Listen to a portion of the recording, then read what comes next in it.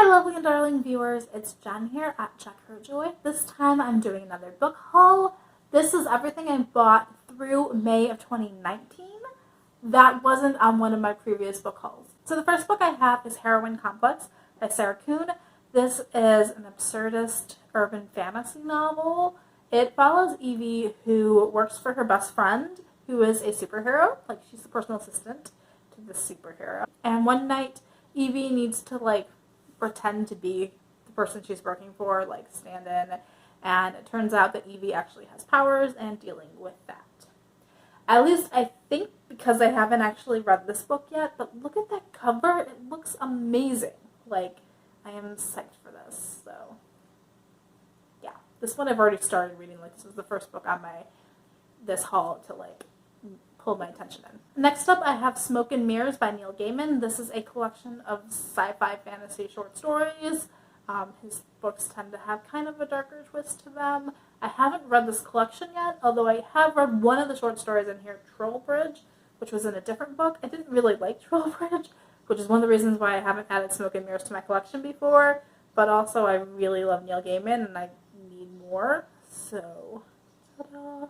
We'll see if I end up liking this. Short story collections are always a mixed bag. Some of the short stories I'm madly in love with and others I'm not, so we will see if I am in love with any of these. Alright, I am finally adding Ready Player One by Ernest Cline to my collection.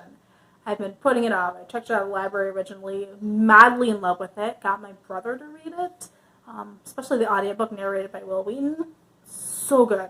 So I'm really excited to finally be able to buy this book and add it. So this one exists in the future where everybody does virtual reality, the entire internet is virtual reality. And the main character in this one, Wade Watts, is a teenager who is obsessed with finding this Easter egg that is hidden somewhere in the Oasis, and the person who finds it inherits the entire Oasis because its creator, that's what the creator's will said. So Wade is competing for this against other super nerds, and Wade has devoted his entire life to knowing everything he possibly can about the creator of the Oasis. It's funny, it's got a great commentary on human nature and how we use the internet, and there are loads and loads and loads of pop culture references from the 1980s and old school video games. So if any of that sounds amazing and you haven't already read Ready Player One, check that out. So I've also bought Armada by Ernest Cline, which I've also read and reviewed and is amazing.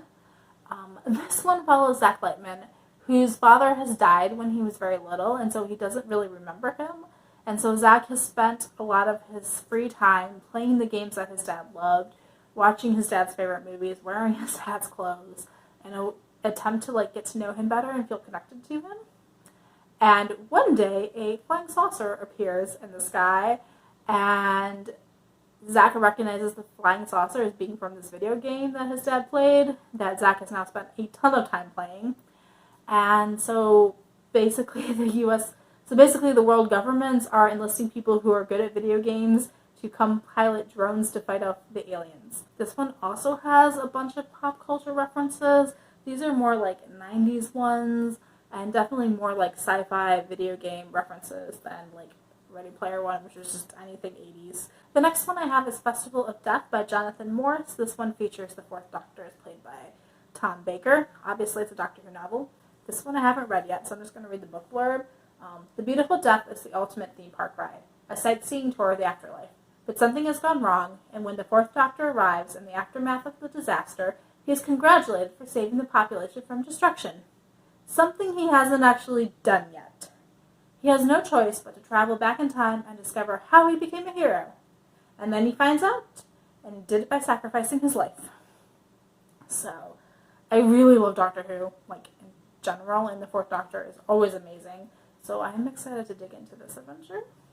Also, we've got the theme park ride, so kind of summery. Kind of the best time to buy it, right? So I also have Grim Tidings by Kittredge. This is a Hellhound Chronicle. I had never heard of these, but it sounds amazing. I love Grim Reaper. I love death as a character, so this is exciting. This one follows Ava, who's a hellhound who's recently gained her freedom, and her best friend Leo is now a Grim Reaper. And also they are battling these new monsters that are kind of like vampires and zombies combined. and they're spreading an infection around the world, and they're trying to stop it. And it just sounds epic and amazing. So I'm excited for this one. It sounds so cool. I also have Hope Never Dies by Andrew Schaefer. This is an Obama-Biden mystery. So this follows Joe Biden and his best friend Barack Obama as they go around trying to solve the mystery of a dead Amtrak driver. It follows Joe Biden and his perspective and how he's struggling with retirement, knowing what to do now that he's out of office. Also, Barack's been off touring the world and hanging out with celebrities, and Joe is feeling left behind. So we've got a murder to solve and also a friendship to save. And I've already reviewed this one, so I'll post a link to that review down in the description below. It's a pretty solid read and was tons of fun. I also have Love by the Book by Melissa Pimentel. May mispronounce that. This is a romance novel following Lauren, who is in a string of relationships where it's just about sex, and she can't seem to convince guys that she wants more than that. So she has decided that each month she's going to follow a different dating guide, like advice you would find on the internet or in books, about how to get a man and keep him. So every month's a different one. So this sounds interesting and definitely quirky. And then I also have I Followed the Rules and Then Broke Them by Joanna Bolouri. And this one follows Katerina, who is in Glasgow, and she is also going to follow the dating rules, but only in one particular book called The Rules of Engagement. And this book ends up making her act like somebody who she's not and basically putting on a different persona. And so kind of similar, like, is this going to work, this dating advice? Is she able to get a man and keep him? Kat must decide whether pretending to be someone she's not is worth the payoff of having a man in love with her for all the wrong reasons.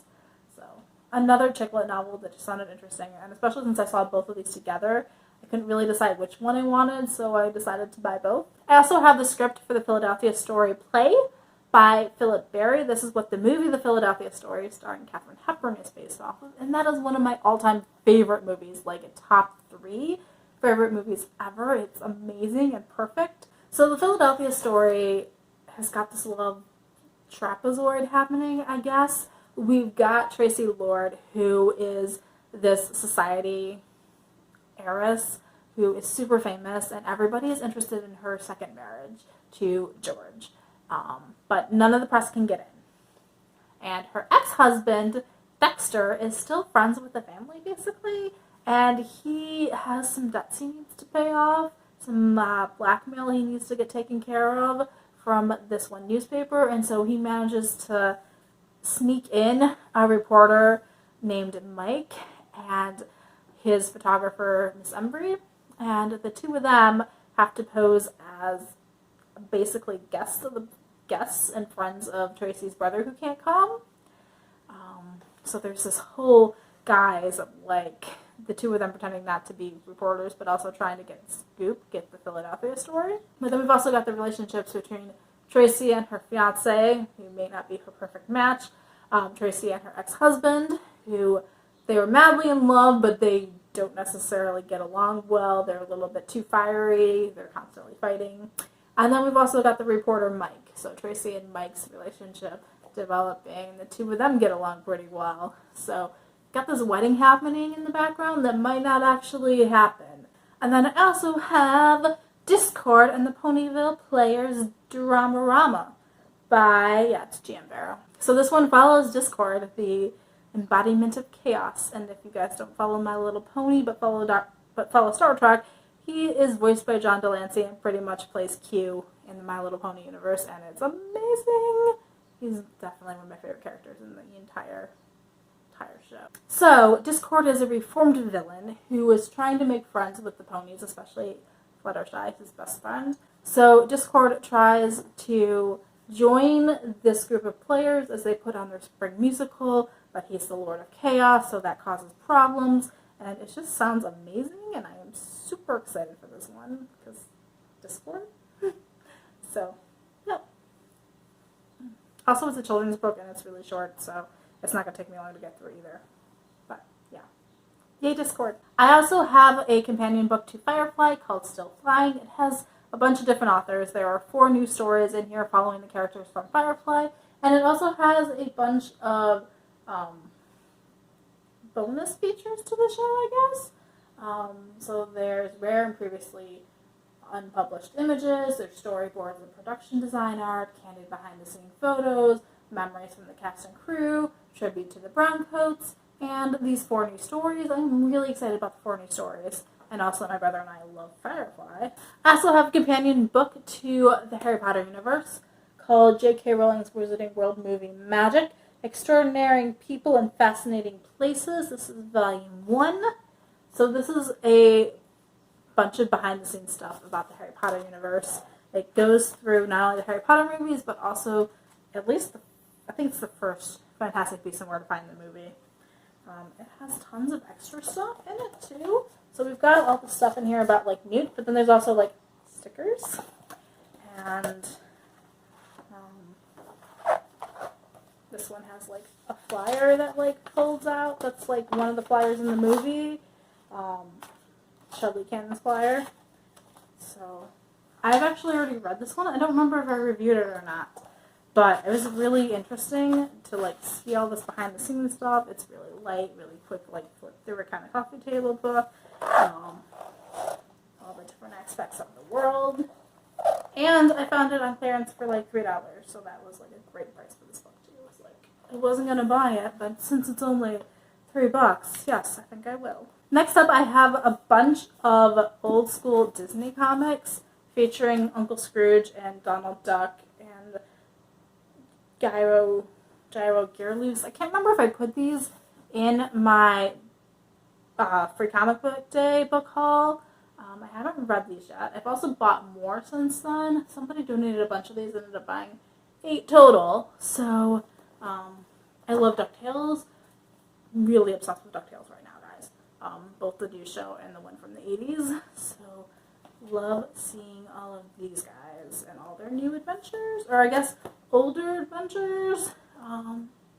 Yeah. I will say that there were a couple extras at the comic book store that I didn't buy because I noticed there's blackface in them. I'm like, I don't need that in my collection. So I can't guarantee that these aren't also borderline racist or problematic. These were published, I think, in the 90s.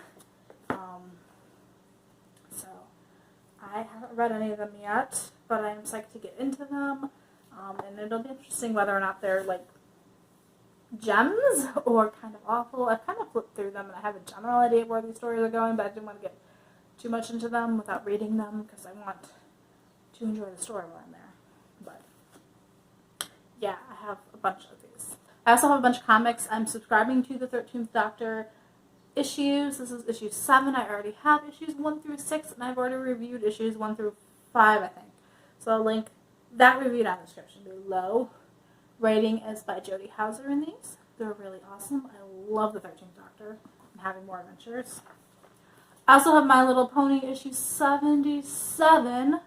I've also subscribed to the My Little Pony comics, so adding that one as well. Haven't read the story arc though. This is like the 3rd comic in a multi-part story arc. I think it's 4 comics total. So I haven't even read these stories because I want to sit down and read the entire story arc at once. Then I also have the Chilling Adventures of Sabrina Monster-Sized Collection. This has issues 6 through 8 of the Chilling Adventures of Sabrina stories. So basically they started making the Chilling Adventures of Sabrina comics and then they stopped when they made the Netflix show.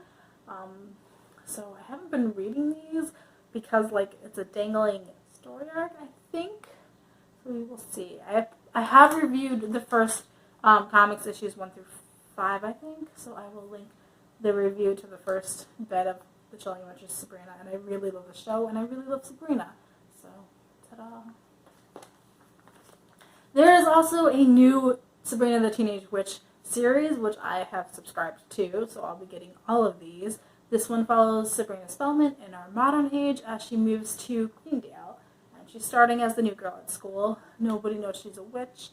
And she meets Harvey for the first time. She also makes friends with this outcast that nobody else really wants to hang out with. Like, everybody at the school has kind of deemed her as weird, even not knowing why she's weird. So she's kind of a loner in this one, and I am all for it. Also, Salem. I also have Rocco's Modern Life issue 1. haven't read these. Honestly, I haven't read this comic yet. But I really love Rocco's. Wow, I can't talk anymore. I really love Rocco's Modern Life, and so I am psyched. Wow, I really can't talk. So I really love Rocco's Modern Life, the television show. It's a bit quirky. It's totally fun. He's a crazy kangaroo with all these other friends. He's totally like a loner and feels a bit like he's very introverted. And it feels like it resonates even better now in like 2019 than it did in like the 90s. This is an updated version. We've got him with cell phones and stuff, so I'm excited for that.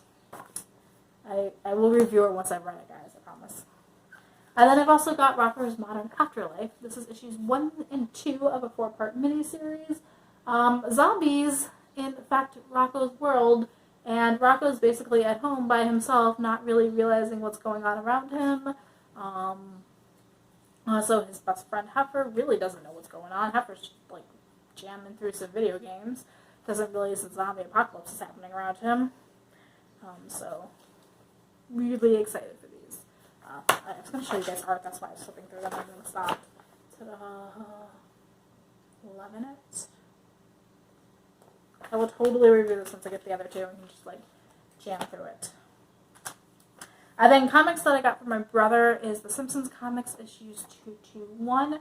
No idea what's on this, but he didn't want it in his collection anymore, so we're adding it to mine.